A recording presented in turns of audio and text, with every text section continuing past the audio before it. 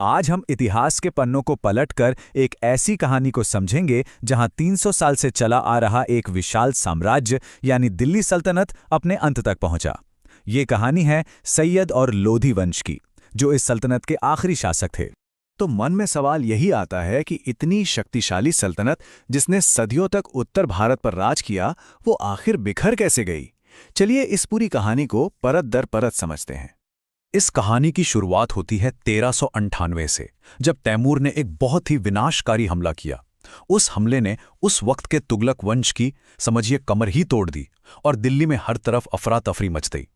सल्तनत की ताकत अब बस नाम की रह गई थी।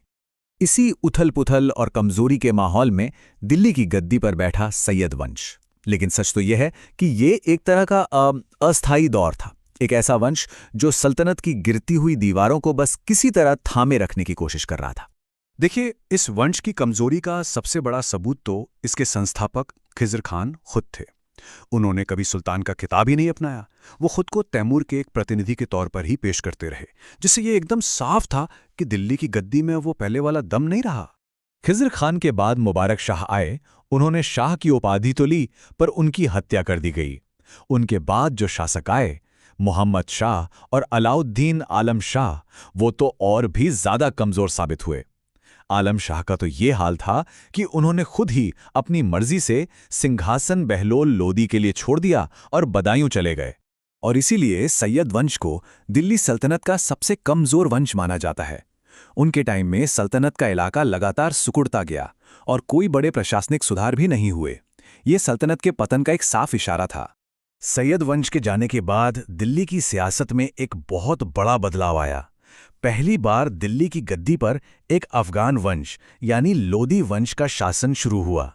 ये एक नई शुरुआत तो थी, लेकिन अपने साथ कई नई चुनौतियां भी लेकर आई। सैयद और लोदियों में एक बुनियादी फर्क था। जहां सैयद वंश कमजोरी का प्रतीक बन चुका था, वहीं लोदियों ने सल्तनत को फिर से ताकतवर बनाने की पूरी कोशिश की।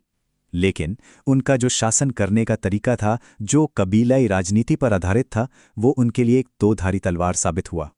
असल में अफगान सरदार सुल्तान को अपना मालिक नहीं समझते थे, बल्कि खुद को उनके बराबर का मानते थे। वो इस बात में यकीन रखते थे कि सुल्तान सरदारों में बस पहला है।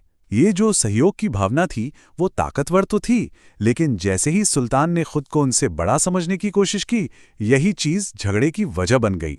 लोदी वंश के संस्थापक बहलोल लोदी इस बात को बहुत अच्छे से समझते थे।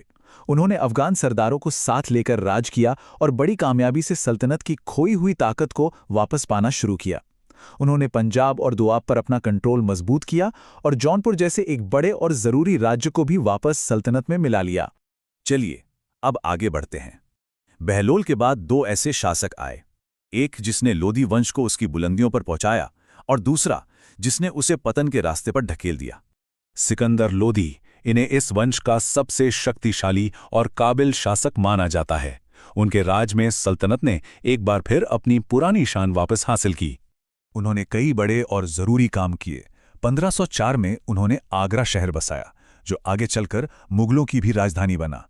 उन्होंने खेती और प्रशासन में कई सुधार किए। हालांकि ये भी सच है कि उनकी धार्मिक नीतियां काफी सख्त थीं, जिस वजह से उन्हें एक विवादास्पद शासक भी माना जाता है। और फिर आते हैं इब्राहिम लोधी, दिल्ली सल्तनत के आखिरी सुल्तान। उनके सख्त स्वभाव और गलत नीतियों ने, कह सकते हैं, सल्तनत के ताबूत में आखिरी कील ठोक दी। इब्राहिम लोधी ने अपने पिता और दादा से बिल्कुल अलग रास्ता अपनाया। उन्होंने अफगान सरदारों पर अपनी बादशाहत साबित करने की कोशिश की। उनका घमंडी और कठोर व्यवहार सरदारों को बिल्कुल पसंद नहीं आया। नतीजा, सरदार सुल्तान के खिलाफ हो गए और सल्तनत के अंदर ही विद्रोह का माहौल बन गया। और घर की इसी लड़ाई ने उस आखिरी और फैसलाकून जंग की नींव रखी, जिसने दिल्ली सल्तनत के इतिहास को हमेशा हमेशा के लिए बदल दिया। पानीपत की पहली लड़ाई। इब्राहिम लोदी से नाराज होकर पंजाब के गवर्नर दौलत खान लोदी और मेवाड़ के शासक राणा सांगा जैसे बड़े और शक्तिशाली लोगों ने काबुल के शासक बाबर को हिंदुस्तान पर हमला करने का न्योता दे दिया। ये एक ऐसी गलती थी जिसका अंजाम बहुत बड़ा होने वाला था।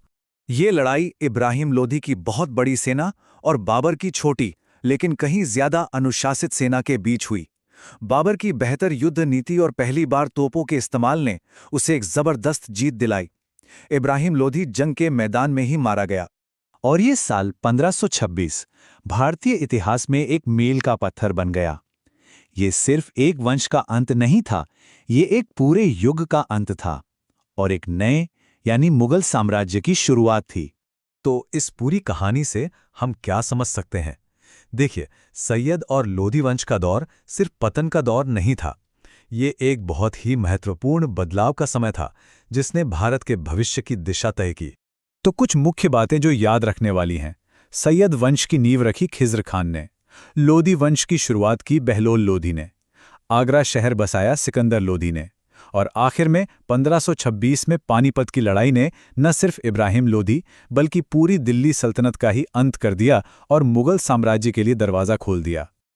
और अंत में एक सवाल, जरा सोचिए, अगर इब्राहिम लोधी ने अपने सरदारों को नाराज न किया होता और वो सब एकजुट होकर बाबर का सामना करते, तो क्या भारत का इतिहास वैसा ही होता जैसा हम आज जानते हैं?